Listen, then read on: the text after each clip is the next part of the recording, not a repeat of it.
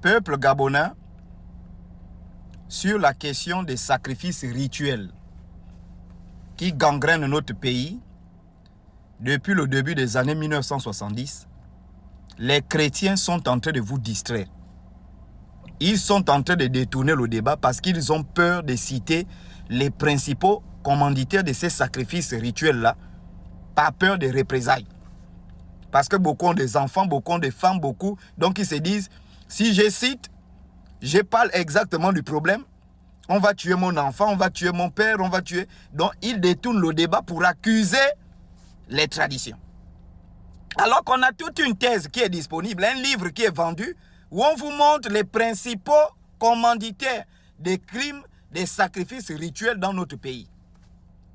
Pour ceux qui n'ont pas lu l'ouvrage, je vous rappelle, et d'ailleurs ce n'est pas seulement un ouvrage, c'est un fait que tout le monde sait, mais personne n'ose parler par peur des représailles.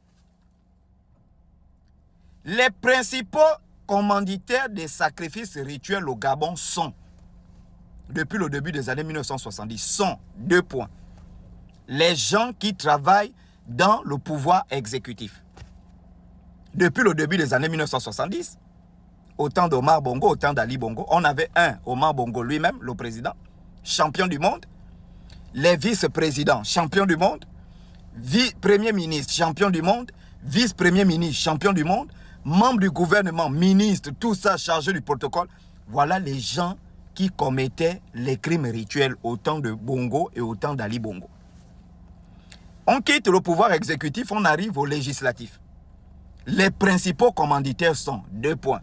Sénateurs, députés. On quitte le pouvoir législatif pour le judiciaire. Les commanditaires étaient les magistrats, les juges. Voici ce que tout le monde sait. Et quand on quitte les 3 pouvoirs, on avait les opposants politiques.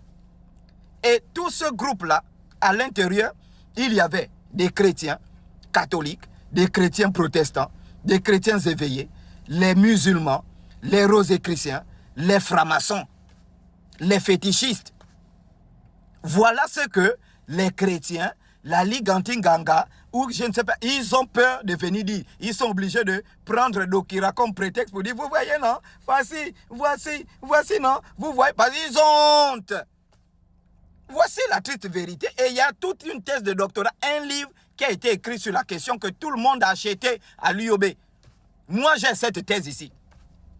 C'est là qu'on attend les chrétiens. Les chrétiens doivent venir là pour dire voici. Et là, on va demander maintenant, citons les noms. Quand on va citer les noms, ce problème-là va terminer. Vous pensez que au temps de Bongo, au temps d'Ali Bongo, on attrape les gens qui sont partis attraper les gens, on les attrape, on les amène dans la gendarmerie ou je ne sais pas où. Qui vous a envoyé? Ils disent que oui, c'est nous qui avons commis. Qui vous a envoyé? Oh, on ne peut pas citer les noms. Mais vous pensez que quelqu'un qu'on envoie pour les crimes rituels, il ne peut pas citer le nom d'un ganga. Si c'est le ganga qui l'a envoyé. Arrêtez de distraire les gens. Vous êtes des vrais distracteurs. Hein? J'ai vu même on envoyer une vidéo du faux pasteur Lafayette. Vraiment, c'est quelqu'un qui est vraiment faux. Il vient dire, oh non, vous prenez le pasteur Mbadinga, et ça. Nous, on n'a pas un problème contre M. Mbadinga. On n'a jamais eu un problème contre lui. On a un problème sur le fait que une vidéo, la vidéo de Dokira, qui est sortie en juillet, qui a fait le tour de la toile, il n'a jamais parlé.